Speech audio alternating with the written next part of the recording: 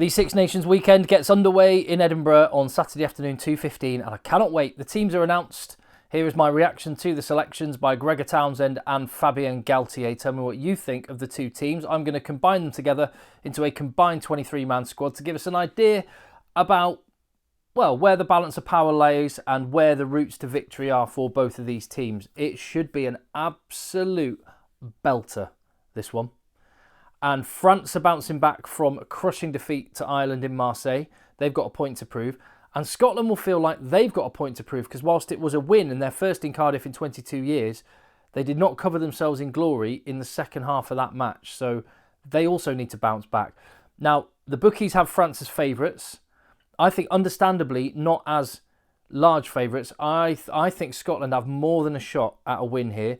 The recent record between these two teams is France have won 3 of the last 5 fixtures, but the last game at Murrayfield, which was in the World Cup warm-ups, Scotland came away with a 25-21 win, and I think they'll fancy themselves for this one. How do you see it? Leave your comments down below. Get stuck in there. Tell me what you reckon about these selections, who you would have picked, what the right and wrong calls are, and what you make of my combined team, starting with Scotland then. And the headlines here are that, I think the name that jumps off the page from my perspective is Rory Darge. Rory Darge, he is large and he will barge. Rory Darge, he's back. And interestingly, and before I get into down into the actual all the selection points, just have a look at what's next to his name, co-captain. Interesting. So Finn Russell was captain last week. Now Finn Russell is co-captain and Rory Darge is co-captain. Who's going to be the main man? Because we saw this. Was it in for Leinster? There was Gary Ringrose and James Ryan were both named as co-captains, and the referee didn't want to have any of it and just actually at one point said to James Ryan, I'm not talking to you. Who's the captain? Because there needs to be one. And does this signal, what do we read into this? Finn Russell captain last week, now they're both co-captains. Is this, does this indicate that Gregor Townsend sees Rory Darge as the leader of this Scotland team? Who would you have as skipper? Comments down below. Just an interesting little one to watch, I think. So for Scotland, they are without, and more disappointment, they've got those 2 injuries that we learnt about at the start of the week. Richie Gray and Luke Crosby out. Luke Crosby in particular, I think, is a loss. That boy can bang. He likes to just smash people, and he did a good job at that. He was effective at the weekend against Wales. He's out of the Six Nations tournament, as is Richie Gray. Jamie Ritchie, he's the casualty of this team, though, because he is, as far as I'm aware, not injured. I made the mistake earlier when I thought Leon Brown for Wales had been bombed out of the 23-man squad. It turns out he was injured. But as far as I'm aware, tell me if I'm wrong, Jamie Ritchie, not injured. He's just gone from starting outside the matchday squad. Andy Christie coming in on the bench.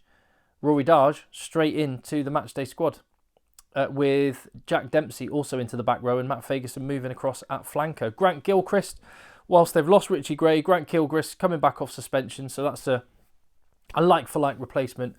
And I would suggest Scotland have overall upgraded their pack since last week. I don't know if you agree or disagree with that. At the very least, they're where they were, but Jamie Ritchie did not have his best game. Rory Darge, I love this guy. He is just class. Talk about test match animals. He's got that top 2 inches. His brain works faster than most back rows, so he finds himself in the right place at the right time. And he has really developed physically. He's quite a specimen. So I like Rory Darge. So the pack, as you were. And the back line, no change. The only change on the bench is Andy Christie. Sorry, you can't see the bench, can you? There you go. Quick look at that. Everything else is the same. The one interesting thought is, we'll come to France in a minute, they're bringing a big physical battle up front, as they always do. Scotland have gone with a 5-3 split on the bench. Now, last week, they had Ben Healy on the bench, who was an unused replacement. Finn Russell, the main man, kept him on captain, kept him on the 80 minutes. This is where you feel Blair Kinghorn's absence a little bit more. I mean, Blair Kinghorn, classy act anyway, and he'd be straight in at fullback. Although I will say I'm really pleased to see Kyle Rowe. That experiment worked. When I heard that Blair Kinghorn was out, I thought that Redpath might get moved to centre and Hugh Jones to fullback. Kyle Rowe went in, vindicated that selection. I thought he was really good against Wales, and I'm glad he's got another crack now. And Scotland may, when the players come back, because it's not just Blair Kinghorn, it's Darcy Graham as well, should be back for round 3. Dynamite into Scotland's back 3. maybe that is the most exciting back three in the competition for my money when you put Duhan van der Merwe in there as well. So Scotland will be in a better place for having given game time to Kyle Rowe and knowing that they can trust him, hopefully after this weekend, in this role. But without Blair Kinghorn, this is the point I was making before I went off on that little tangent. Without Blair Kinghorn, you kind of have to keep Ben Healy on the bench because you need that insurance policy. Because Blair Kinghorn, if something happened to Finn Russell, he can step in at 10. But they don't really have anyone else that can do that job well enough. So it feels a little bit like a wasted spot on the bench, particularly when, as we move over to France, they go with a 6-2 split once again. So for France, moving across to them, and again, tell me what you think of the Scotland selection, who you would have put in. The one person I didn't mention that I think maybe the one player that can perhaps feel hard done by in terms of the Scotland selection is Johnny Matthews, hooker on the bench. Outside the matchday squad, Ewan Ashman preferred. Don't know what you think about that, but that might be the only one. As for France, 2 changes to the starting 15. One enforced because of Paul Willemse's suspension after his red and yellow card, and one tactical change with Yoram Moefana dropping out. So Cameron Woki in at second row off the bench, and Moefana and BL Biere switch places with Louis BL Biere starting on the left wing. Neither a surprise. I was surprised more that both of them weren't starting last week. So that seems like a return to the norm. And Fabien Galthié did say that he wasn't going to make any knee-jerk changes to his side. Danty and Fickou had poor games last week. So did Maxime Lucu. I think some people would have been thinking that Nolan Le Garrec did enough in his cameo off the bench to start this week for France at scrum half. And maybe some people thought that maybe Danty's place may be under threat. They do have guys like Deportier at Bordeaux and Emilien Gueton at Pau, who are playing really well, good young centres.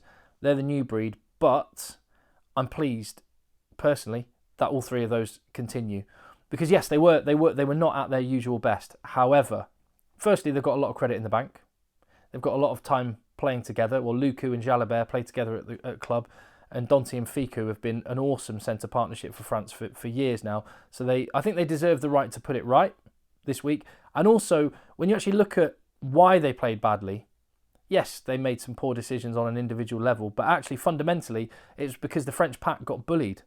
They got their line out completely obliterated. The breakdown was a total mess against Ireland. So the ball that France were playing off was not good.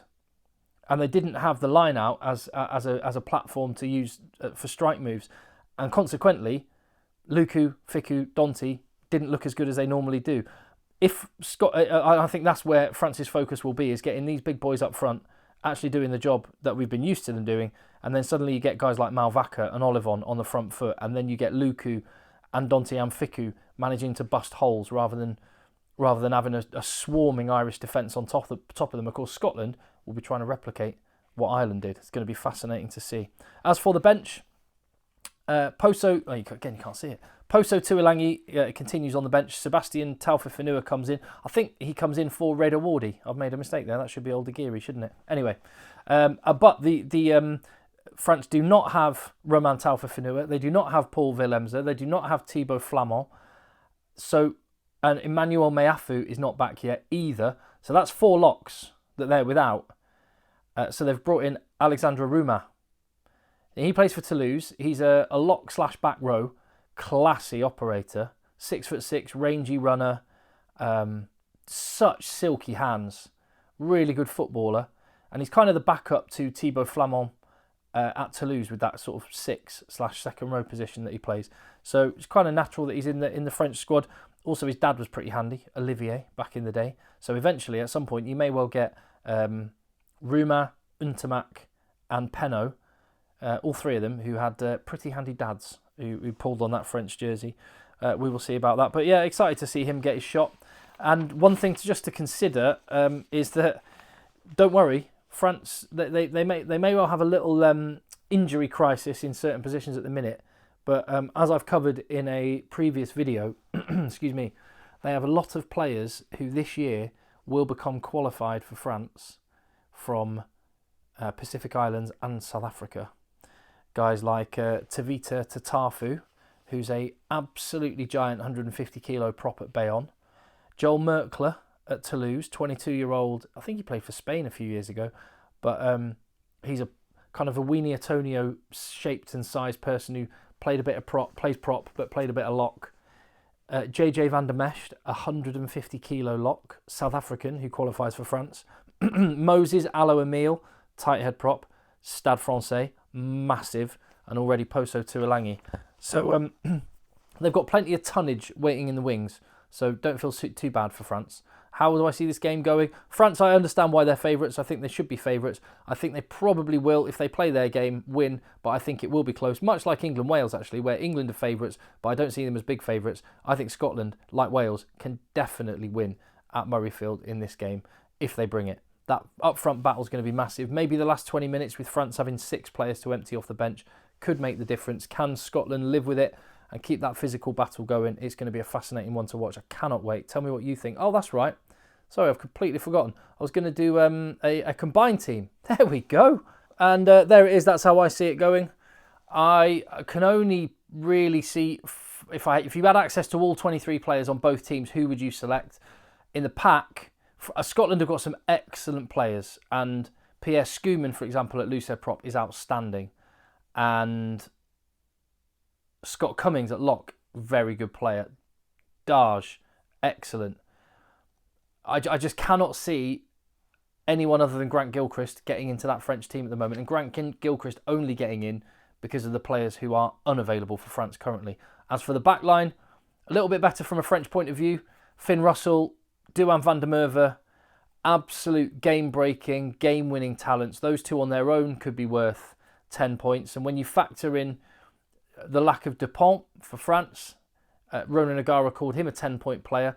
That could be as much as, with those three, one player not available and 2 players in for Scotland, that could be a potential 10, 15, maybe even as much as a 20-point swing in terms of how a game could go. Sione Tuipulotu playing great rugby at the minute.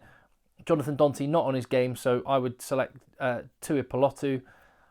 But then France, if Thomas Ramos and Damien Penaud get some space, they're absolutely electric. As for the bench, sorry to say, I see it very much France's way. And that is where I think this game could be won. In that final 20 minutes of the match, I don't think there's a single player. I think if Rouma, Tuolangi, Boudon were French, were Scottish, then they would be involved in the Scotland matchday squad.